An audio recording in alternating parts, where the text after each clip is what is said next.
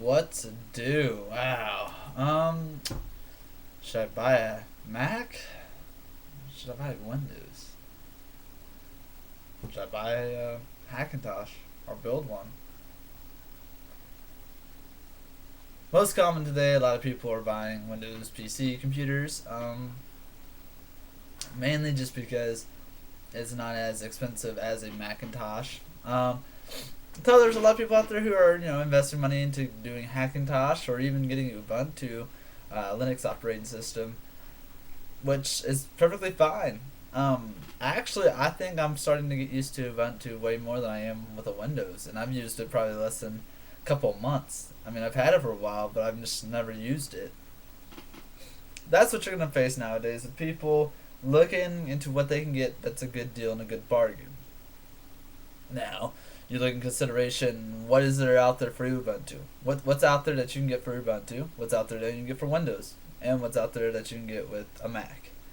Of course, Mac is going to be your most high top performance wise to go to if you're going to like Final Studio and all that stuff that you want high, the greatest looking videos. Now, necessarily you may not want that because what you can do with a Mac you can easily do with a Windows.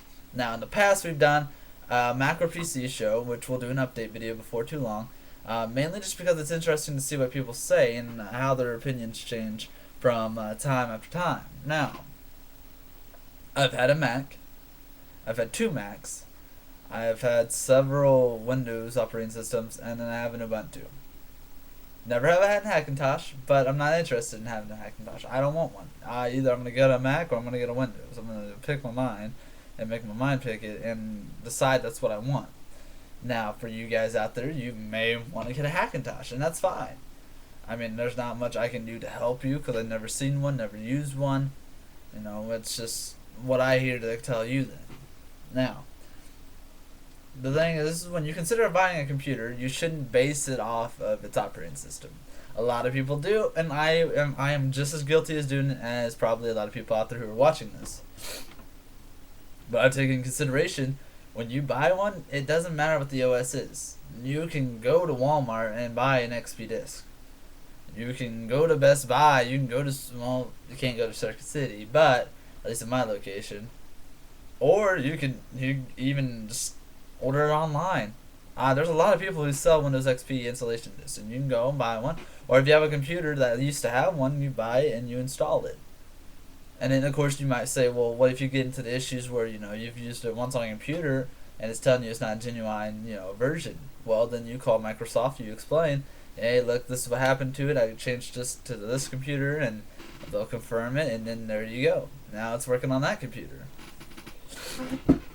It's something to look into whenever you determine what operating system you want and when you want it. I know with me, I have two Vistas right here, and then I got three XPs. Well, I like Vista just based on looks. Now, XP, though, is going to be my performance-wise of where I'm going to go. I know I rely on XP whenever I build my video games just because when I build computer games, it's more reliable to be built on an XP rather than a Vista. That I can take chances of it crashing or having several problems with it. So, I mean, there's not much requirements either when building a game. I can set the standards of what I want. Do I want DirectX 10? Do I want DirectX 9?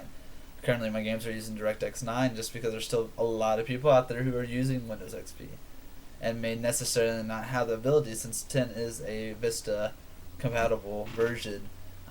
That's one up on your details. But then again, like I said, that's just something you pick as a viewer and as a American you pick, or as whatever race you pick, what you want. Now, the main purpose of this episode is to simply explain, when you go and buy a computer, don't base it on the operating system. Sure, you're gonna look and make sure hey, is it XP or is it Vista? And if it's Vista, is it basic or premium or ultimate or business? More likely it may be basic, and if you have basic, then that's when you'd want to really consider, are the specs good enough to handle basic? I've had a lot of issues with basic, and I know a lot of people who have issues with basic. It's a lot easier to go with a premium or ultimate version of it. So that's something to consider when you look at that. Now, what you want to get is you want to look at the specs. How much processor is it a 2.8 gigahertz processor? Is it a dual quad core, AMD, Intel? I know most of my computers are using AMD processors. I love them, and they're all quad cores. What's the RAM on them? I know my Vista laptop and desktop both have 4 gigs. My desktop is a 64-bit, which is another thing you want to consider. You got 32 or 64-bit. With a 32-bit, you're limited on how much memory you can use. Matter of fact, 3 gigabyte is the exact amount you can use with the 32-bit process or a 32-bit operating system. So say if you have 4 gigs installed on a 32-bit, then you're just wasting a gig because your computer is not able to use that extra gig. It's limited on how much it can use. As for a 64-bit operating system, it's running off of your memory.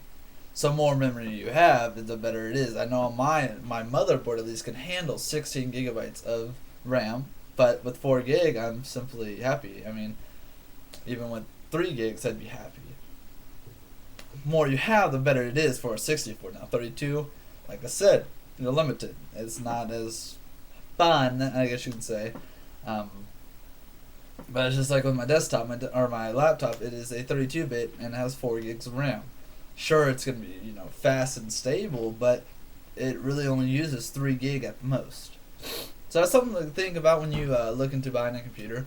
Now with the Ubuntu Mac, it's going to vary obviously on your configurations and how much you can put off. I guess that's about it for today's show. It's just pretty much a simple what to buy and what to look at when buying a computer. So nothing high tech or fancy, nothing humongous. Real quick, so you guys know, iPod Touch Bala and people out there who know iPod Touch Bala and of course Take Your Way, the past me and him have had from BBC TS Cast to World of Tech to now Take Your Way. He is, a matter of fact, coming back as a return host for Tech Your Way. So you will be seeing them a lot more on shows, and if you guys are interested in joining us on our shows we do, you can join us every day. We're on Skype constantly. If not Phil, I am, and if I'm not, Phil is. You can check us out. Check out iPodTouchBala.com or YouTube.com/iPodTouchBala. Rate, comment, subscribe him. He's a good friend of mine. So check that out, guys. Till then, guys, that's all we got to do for today's show. I look forward to seeing you next time, and Tech Your Way and get plugged in.